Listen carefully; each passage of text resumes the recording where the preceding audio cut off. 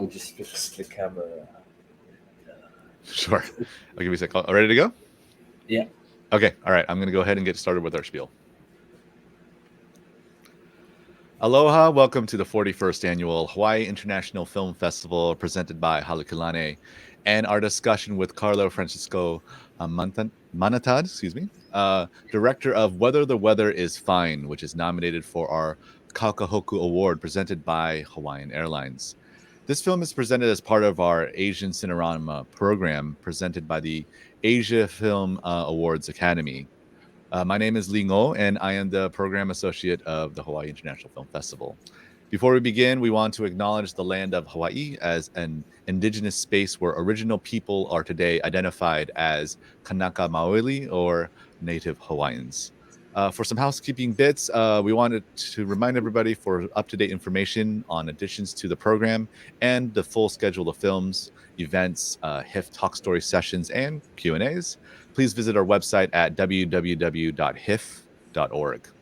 Moreover, we have audience award voting as well. To participate in our Hawaii News Now Audience Award, please cast your vote via ballot in theaters or online at watch.hif.org or on our apps by voting with the 5 stars on a film's page. Vote for your favorite narrative, documentary, short film, etc. Mahalo to Hawaii News Now for their support. All right, Carlo, are you ready to begin our Q&A? Yeah. Yeah. Anytime. So I was really impressed when I was able to get the fortune of watching your film, and I want to begin with the main catalyst for your story, which is Typhoon Haiyan, especially on the Tacloban community, as well as the Philippine region at large. I would love to know first, what was your own experience during this typhoon and when the storm hit, and how did it inspire you to make your first feature film? Yeah. Well, during the time of the typhoon, I was practically based in Manila. Um, Everyone, my family were in Tacloban, so I have been staying for like years already in Manila. I haven't really been able to go back to my hometown ever since. And then when the storm hit, suddenly I had no contact with everyone. Wow. In a way, like what I know about what had happened was just what I see on the news. I read on the papers. I scroll over socials, and then it hit me. Went on to a thing where I thought everyone, at least on my end of my family, were already gone. Hmm.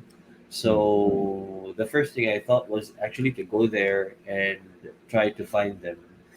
I was just lucky enough that I had a colleague that had connections with somebody from the army that could actually go there because there was no flights that were flying back to Tacloban.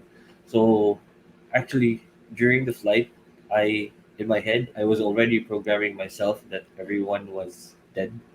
Hmm. Um, it was really hard when I landed. You know, the place that you knew of ever since when you were a child was practically different.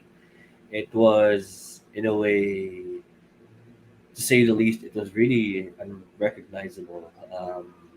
So anyway, when I arrived, in my head, it's like if I found them, I just give them a proper burial or something like this.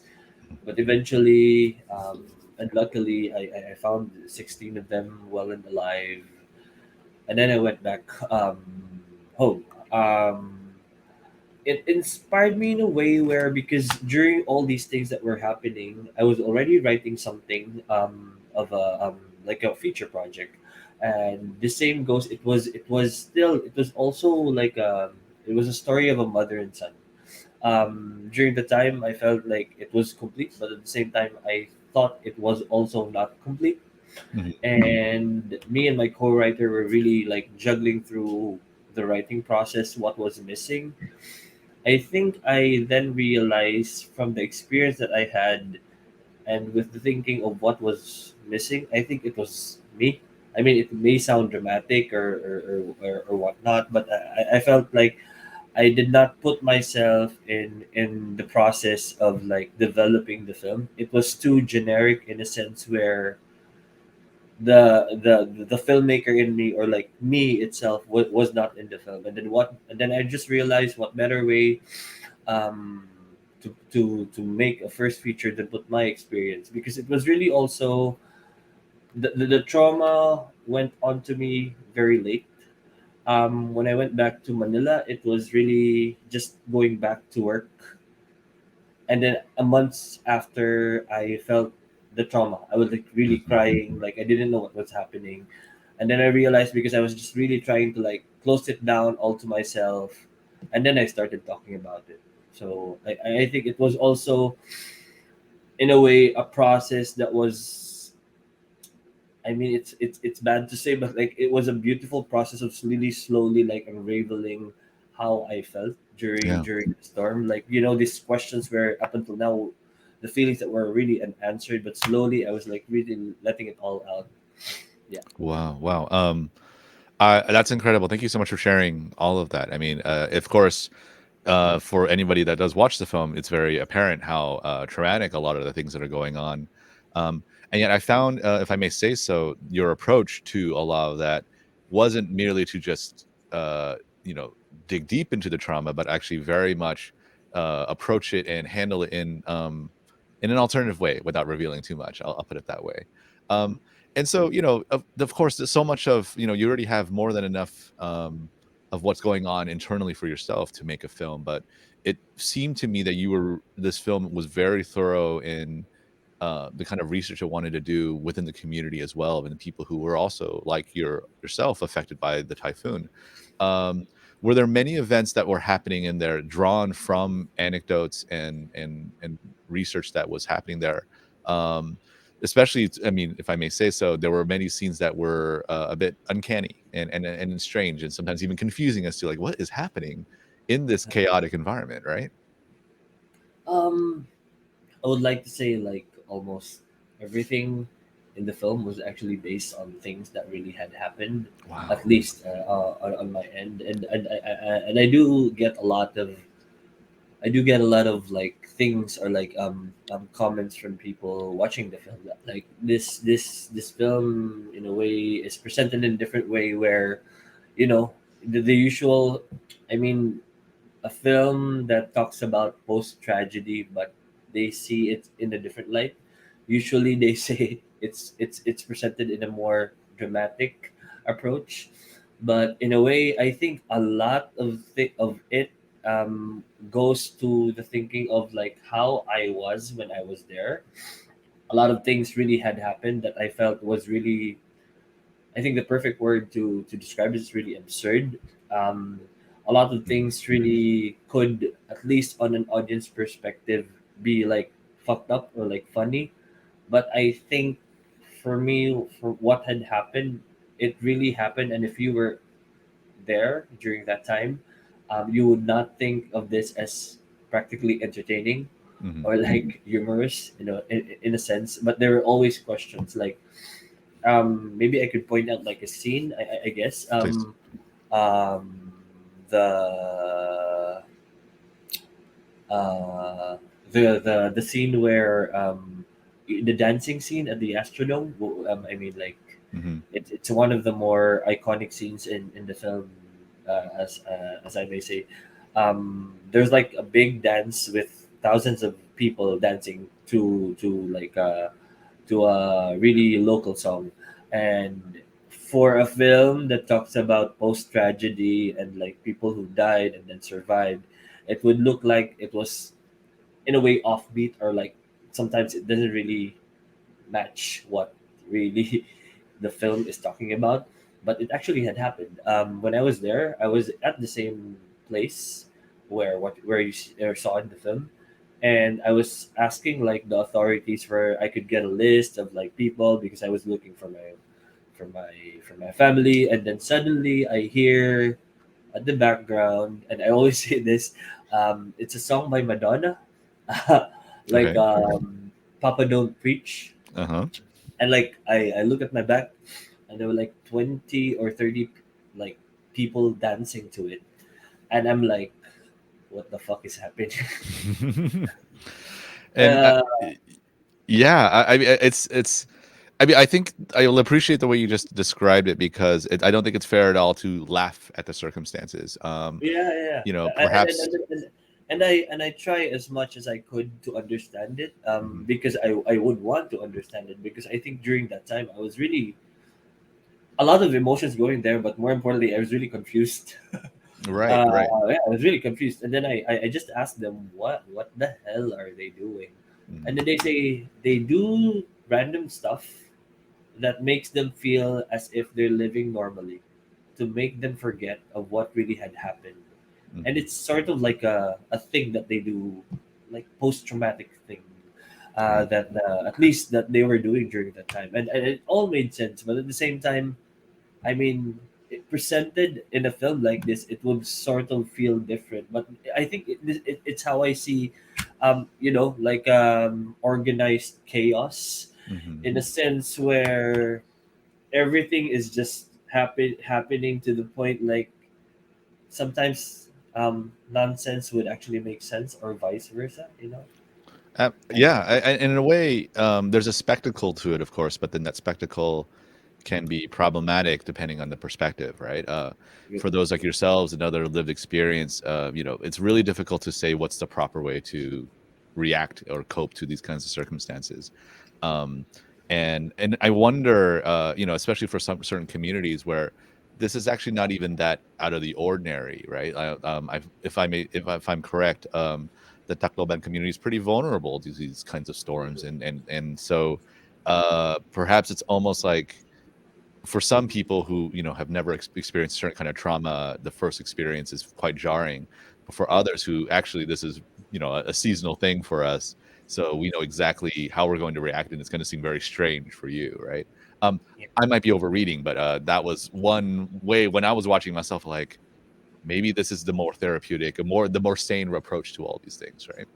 Um, so I, of course, really want to talk about. I think something that you've been getting a lot of praise for this film is the design, right? The set design, the production design, and it's incredible how there are just these many moments as your characters are wandering through it that it seems like a replica of what's going on there. I have to ask if how much of that is design and how much of that is going to places where the conditions were still um, available for such depictions.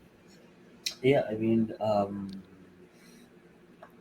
the film was, it was supposed to be shot years back, um, maybe just years after the storm. And during the time, we were like trying to visit Tacloban many times, and slowly, because we weren't shooting it, slowly Tacloban was going back to how it was. The place that were rubbles were now rebuilt, and came to a point when we wanted to shoot already, everything was rebuilt. Tacloban felt as if nothing had happened. Mhm. You won't feel a thing, and maybe in the outskirts, but like not really in the center where everything takes place. So in a way, it's actually 100% art. Um, Wow, that's it incredible. was all production design. Everything was made from scratch. Of course, there were certain scenes that were shot in Tacloban specifically. The more Mhm. iconic ones, like the Astrodome and the seaside, but all others were built from scratch. And really happy about it, because like we put so much time and effort in terms of like making it really authentic. A lot of references came from real photos during the typhoon, and more importantly, I wanted to feel as if it was the place that the characters were roaming around from. So I was collaborating with the production designer to have to to at least make it as authentic as possible, because a lot of those stuff were actually shot in Manila, and Mhm. we had to make it look like as if it was Tacloban. The good thing about this, like it looks really authentic, but at the same time, we were like sprucing in little details to make it Mhm. also in a way quirky, Right. at how the film is. And I mean, it's a good thing. It's a good thing to put in there, because like when you watch it, and then I tell people about it. I said, okay, I need to rewatch it, because like, there are little certain things and little certain details. Like if you pass by it, like the scenes, you just see it's just part of it. But then we actually designed a lot of things to be placed on its authenticity, but also put more the playfulness of it. but yeah, everything was from scratch. That's very impressive. And from my vantage point, it seemed, in a way, I don't want to say, oh, it was just like you were there, but it was almost like I could see what you mean by there's a part of you can't make the scene look too perfect, that it has to still feel a little bit um like this isn't supposed to be real in a sense. Yeah, Right, right. So I feel like we've in my next question maybe have visited to an extent how despite all the devastation, you depict a lot of life and vitality, especially amongst children. And I have a long fascination personally when it comes to directors directing children, especially in these kinds of scenes. How how did you approach like you're really just maintaining just this general, let's call it positivity or energy of sort, despite being surrounded by so much devastation, especially amongst the young children. yeah. I think with the children in a way, because they're really interspersed all throughout the film Mhm, randomly. I mean they're like the same characters, and they don't pop out on the another scene with the same people. It was different sets of children, and I feel like all throughout the film.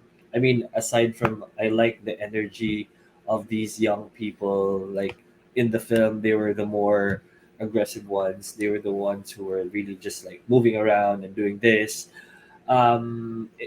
It's a case of like they're actually the characters in the film, as random as they may seem to be there, but they're the ones who can actually be in control. mhm, They're the ones who are the more innocent ones. They're the ones who quite knows what the situation is up to, compared to like the main characters or the people who are actually just roaming around Tacloban as if they were like zombies. And I wanted to like present the children in a way where they flesh out the innocence, but also they know what really was happening. Directing children was, it was really nice because really like trying to like move from place to place, and they were not actors per se, or like from an agent or whatsoever. We would cast people from the place where we were shooting, so on the spot, we would get children, and I would like explain to them how and what their importance is in the film, and we would actually play first. wow. I would be part of that because I want their energy to really just connect with me, Mhm, because it's very different also because they in a way their energy could sometimes really just be up there and you just need it like here, so you have to really be in connection with them. So I try as much as I can to be youthful if I could, mhm, and be part of this bubble of energy. And then mhm. when we actually started like working and then shooting, they understood as, and if you see it in the film, it's as if they're just playing. Right, right, right. I think, uh, again, it draws to our earlier discussion around, like what's the appropriate way to conduct oneself, and often looking to children and how like they're unfazed by their circumstance. If anything, they're carrying on and guiding the way for other people. It sounds incredibly cheesy, I know, but in your film especially, I was very drawn in by the energy that they put into the screen. So, my final question for you, Carlo, is what do you hope that this film will resonate amongst people in Tacloban, other people in the Philippines, internationally, um, and what it might say about the residual and the real effects, honestly, of natural disasters like these on these communities? Like, what kind of message or imprint do you hope this will have on them? Yeah. Well, on a personal level, at least on my end first, it would sound as a cliche, but I always say it's I have this weird relationship with my hometown, but slowly I try to open up, and I feel like with this film, in a way it's a love song to my hometown. It's me just opening up and just really telling their stories, but in a bigger sense of the film, of what it really also wants to like just like shake people up who actually watch it. I think a big part of it is like it gives a voice to like the crisis that has always been there. I mean, like the climate crisis. And you know what makes me sad about it is like it's always a thing where they say, "Oh shit, the Filipinos are very resilient," and it's sad how they define resiliency Hmm. in a sense where resiliency does not come from just really knowing a disaster would come and then just being strong and surviving it. I think resiliency means um, knowing a disaster would come, being prepared that the disaster would actually come, Hmm. knowing what this disaster is, and surviving it. And I think the sad part is it's merely how it is handled or like the education Right. about the global crisis. I would like to say this crisis a lot has been like really doing something about it, but like it's always on a global scale and it's not more focused on the locals. And I think especially in the Philippines, which are like composed of like islands, and in the coastal part of my hometown, we're always the ones that's being hit, but the plants would always be in the center of like Manila, which is very different from what we experience. So it doesn't. I hope for this film to like for everyone and like even like the authorities or maybe like people to see the effect of how like the lack of disaster reduction planning and like Hmm. how people would see the global crisis is actually affecting the people that they don't really focus on because they're more focused on this issue of a bigger thing which really doesn't really how to say connect to how it should be to the ones who are experiencing it. So Hmm. I hope slowly it does like create something of a discussion at least. Right. I of course appreciate you sharing your honest thoughts about you know, really, I mean, it is a political message to send, not just on a global scale, but even within your own country. I personally do find that the resilience narrative that is often imposed upon victims of natural tragedies or what have you is almost like this consolation message. It's like, it's Exactly. nice, but what would be great is if we had an earnest and pragmatic conversation about preventative measures and ways that could save lives, because these things, we are anticipating them, we know they're going to happen. There's way too much data to convey that, but uh at the same time, I think what your film does is provide such a wonderful humanity and a real face to a lot of these things, that perhaps, I mean, correct me if I'm wrong, maybe you're not interested in resilience, you're interested in showing like actual impact. And so it's hard for me personally to take those kinds of images away, when associating with what I probably have seen in a news article, and I feel sad for a moment. Like, no, these are things that last a lifetime for other people in your community. So, with that said, Carlo, thank you so much for really sharing your film and having this conversation with me. And I really do appreciate the contribution that you've had to the Hawaii International Film Festival.